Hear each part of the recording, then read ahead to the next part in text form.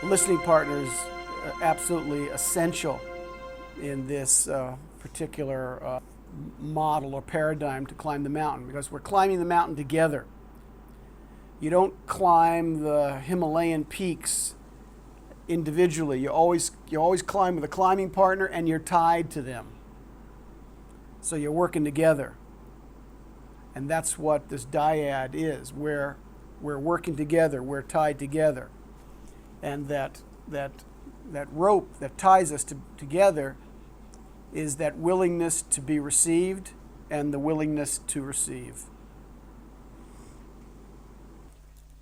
So, in light of that, as the listening partner, you really be there. As I pointed out earlier, you really be there for your partner. Yeah, communicating is extremely important. Communicating to a partner who's really listening, because that's how the mind gets cleared. That's how that weight that one carries from lifetime to lifetime, let alone just in this lifetime, the weight of the stored impressions in the mind, and that's the body mind.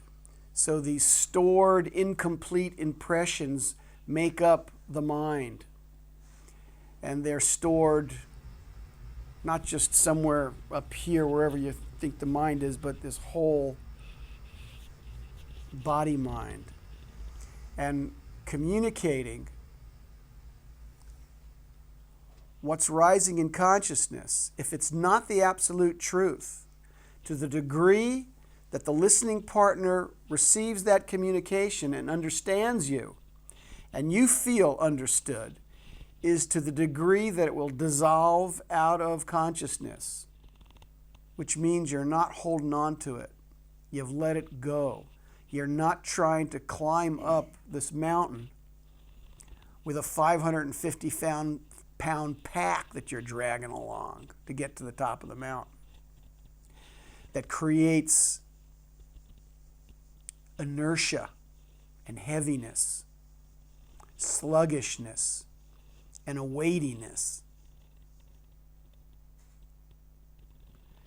That's how you relieve yourself of those burdens that you're carrying, by your willingness to communicate to your partner radically and honestly, without fixing it up.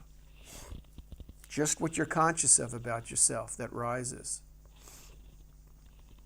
And that which is not the truth will fall away and dissolve to the degree that you're willing to have it be received, and to the degree that your partner has the ability and the willingness to receive it. Your state of being that you're identified with, being tired, being sleepy, being worn out, being angry, being hungry, being wanting to run away, whatever that state of being. If it's stuck, if it's still there, one communication cycle after another, there's generally something about that state of being that you're identified with that you haven't gotten across to your partner. It may be very obvious, and you just keep ignoring it or stepping over it because it's always there. It may be something that you're ashamed of and are afraid to relate. It may be something that hasn't emerged fully into consciousness. But that's the only reason that a state of being that isn't the absolute truth gets stuck.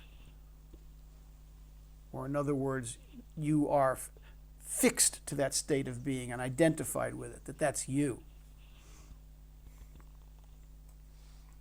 So it's very important to be radically honest. And again, that receptive listening partner to receive it. Do you have any questions about anything I've said?